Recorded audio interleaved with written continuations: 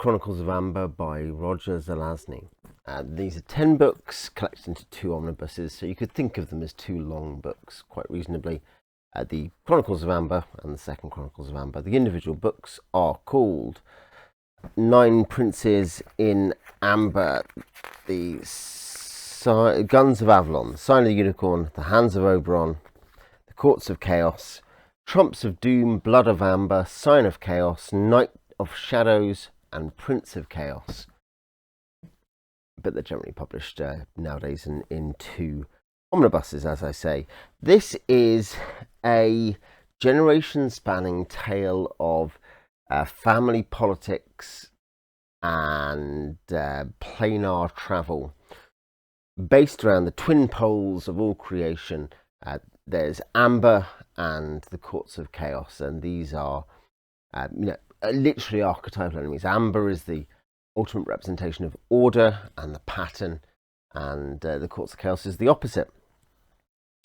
And I'll read the back of the original Chronicles. I won't read the blurb on the sequel, because I think it gives away more than we want. Amber is the one real world, casting infinite reflections of self. Shadow worlds which can be manipulated by those of royal Amberite blood. But the royal family is torn apart by jealousies and suspicion. The disappearance of the patriarch Oberon has intensified the internal conflict by leaving the throne apparently up for grabs. And amnesia has robbed Corwin, Crown Prince of Amber, his memory. Even the fact that he is rightful heir to the throne. So you have this setting, this kind of marvellous and fascinating setting of infinite shadows between Amber and Chaos. You have this family dynamic, which is, if anything, more tense and more tension-filled than the Order and Chaos stuff. The royal family of Amber is split around who's going to take the throne, who should be in charge. Corwin has lost his memory for some period of time. And you have lots of kind of magical gimmicks going on in there. You have the idea of these trumps, the idea that you can contact the other princes of Amber via their trump, which is a kind of tarot card, basically magical tarot card. And the different worlds, the different shadows, have different rules and different, magic systems, if you will, in modern parlance. Different thing that's maybe overstretching the comparison there, actually, to other parallel world magic systems, but they have different rules, and these can be manipulated, and that happens at important points in both series. These are insanely inventive. Zelazny is just such an inventive writer. If there is a flaw, sometimes it is that he is almost speed running writing an epic, because he has so many ideas, and each of these books, these 10 books, is about 160 pages. And so he's rattling through, okay, I don't know what's going on anymore. What's this idea? How did that happen? Where's this thing happened? What's gone on here? You meet hundreds of characters, I think, probably literally. You're going to be into the 100 and more named characters. If nothing else, the royal family of Amber has about 25 to 30 named characters, as an example. And as you go on in the series, you learn more about the Courts of Chaos and the various complicated things going on there as well. So there's this vast cast, and though it is sometimes baffling, the plot and the worlds are so intricate but really compressed into the page count that you are sometimes like, wow, there's too much for me to understand.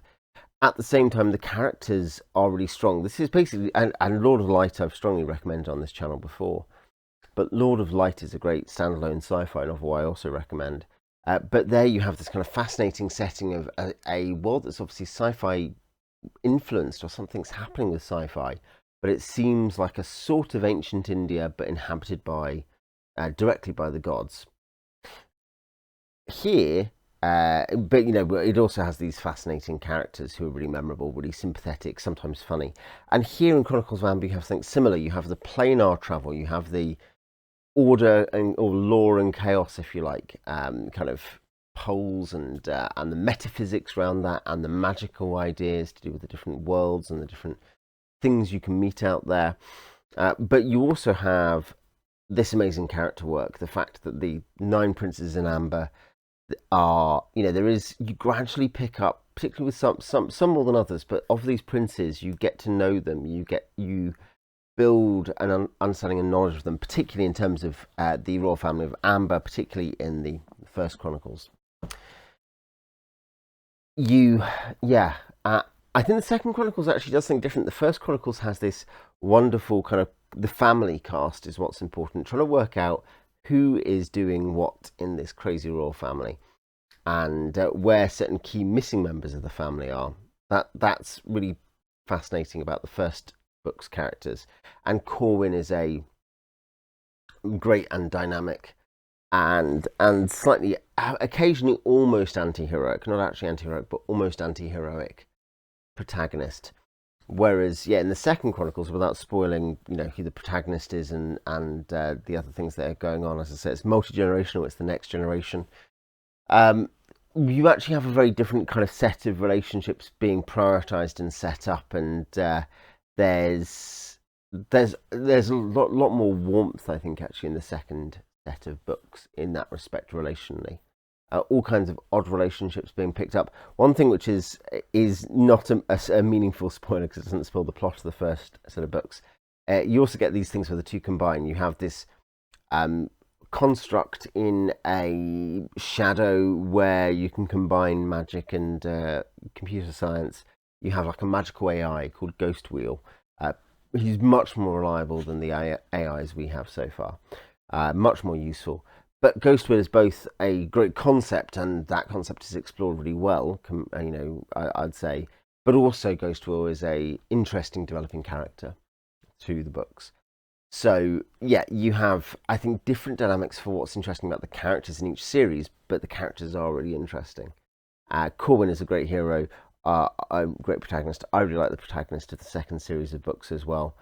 I like that, Zelazny's obviously like, great, now let's explore some other stuff. And so particularly in the second set of books, we explore some issues with the generational politics and magic.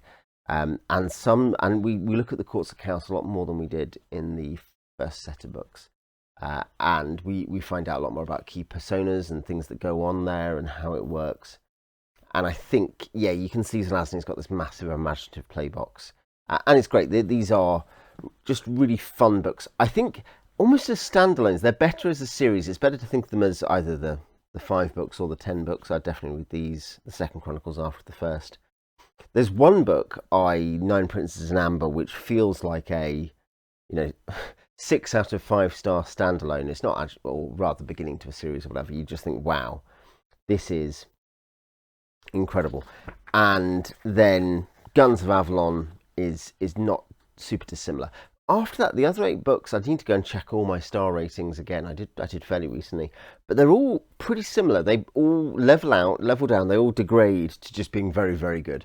They are reliably good across the series. I think both sub-series creak under their own weight. There is so much going on. There are so many characters. There are so many subplots. The alliances and potential plots people are undertaking are so labyrinthine at points, or at least just, we're given them fairly quickly and then we move on, that it can be hard to kind of completely parse all that. But that's part of the excitement as well, because you realise there's so much going on here and I didn't get it, but this is fascinating. So weirdly, that kind of most of the time actually works. It's a kind of, it's a bit of a prestige, the chip is put under the cups and the cups are moving and you're like, I don't know where the cups go, the right cup is. I think it's fair to say a tiny bit at the end of the first series. The first series, I think, it does end pretty satisfyingly. The second series as well. The 5 books in each, there are problems with resolving all these spinning plates. I think I've used this analogy recently on the channel, so I apologise for repeating it. But it's a bit like how Rob Thomas, the creator of Veronica Mars, you can tell he loves all his spinning plates, and increasingly over the course of him making those series and film, there's just too many plates, and he can never quite finish off what's going on, and it never all quite makes sense. And there's a degree there where I think that's true. Even in the first series, and the first series ends, I still think very, very well. The second series, let's say it's a very slight dip down at the very end of the 5th book, and the Second Chronicles are longer, and I think this is probably part of what's going on, is he's he knows he needs to finish. The books are at the rough length they need to be, and you are sort of told, by the way, here's some solutions, and they're kind of fun. It's weird. It's not unsatisfying. Again, it's just about the prestige, just about gets away with it. But I think there's it's the thing to be aware of going in is that these are great books. These are a great series. It's really fun. The mystery's really fun. You'll find out loads of cool stuff. But be aware that you'll suddenly realise that you have. I think I literally realised I had about 4 pages left to resolve all the outstanding major plot points. Now he didn't. One reason it might have been rushed might be he died relatively premature. He died, I think he's 58. Zelazny, 57 maybe, and he. But he died in the mid-90s. However, the Second Chronicles finished in 91. So I don't think it's that. I think it's, it was probably kind of this needs to be finished kind of pressure. But there was obviously scope and implication of more. And some other Amber-related stuff came out from him or to do with him. But no more novels did. And there are some very contentious spin-offs or follow-ups or prequels. I think it's prequels. Someone can say in the comments. I've not investigated those because I've heard they're not very good. So I can't speak to that. I can speak to the core series. But I think in this case, it doesn't feel like I'm like, man, where are the next 5 books that are going to tell me these 3 or 4 mysteries and stuff? They would have been fun, and I would have enjoyed them, and I would certainly be reading them. But it doesn't feel like at the end of the first or the second series that you do not have enough. It's nice to get more in the second series. So for inventiveness, for different kinds of character work over the series as well, for an insane plot that doesn't completely make sense but is always diverting. You're always like, oh, okay, this is a weird discovery. Oh, okay, so we're piecing together these fragmentary references and we're coming up with an entire explanation for some subplot, and it kind of just about works because this is Dreamcraft. And all of that is fun, and it's a unique experience really in that way. It doesn't feel like very much else. There are some other classic sci-fi fantasy books which kind of, there's some of the same picaresque elements where they're traveling across the shadows, to Amber, to the courts and between, and you get some of that in some other classic sci-fi fantasy because it was, that's a structural trope. But I don't know if it's ever done quite as well as here. I think it's also a really important foundation in terms of lots of the ways we look at multiverses and stuff like that. It's an important stylish response to some of the ideas to do with that, putting it in a fantasy setting as well. And I think there's some interesting stuff as well about development of style and development of concerns. The original series, it's very it's a weird thing where you're combining urban fantasy elements into medieval fantasy, into weird planar hopping magical fantasy. These are from the 70s, whereas here by the 80s, the mid 80s, you have a concern less about the proto-urban fantasy and more about one of the spin-offs of urban fantasy, cyberpunk. But it's not cyberpunk really because there's no dystopia in it. It's just, by the way, here's a magical AI. So yeah, I recommend the Chronicles of Amber. I think most people who like sci-fi are going to enjoy at least the first few books, and then if you're that invested, you're going to keep going, and you should enjoy the rest. If you've read these, do add your recommendations, cautions, criticisms in the comments, and I will see you next time.